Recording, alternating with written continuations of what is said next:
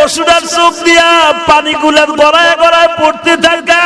ও কি বলে জানেন ইমাম থানভী আজকে তাফসীরে আমি দেখলাম ইমাম থানভী বলে গড়ায় গড়ায় পানি ছেড়ে দিয়া বলে মালিক আমার মতো সৌভাগ্যবান আর কে আছে?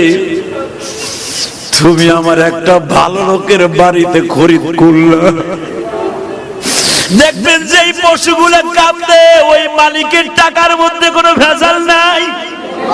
ও মালিকের বারিন্দায় বসে বসে কাঁদে আর বলে মালিক আমার ভাষা দুনিয়ার কেউ বুঝে না, তুমি বুঝাও।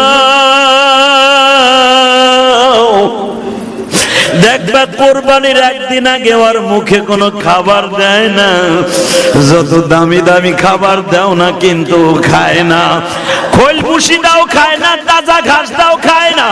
এই জন্য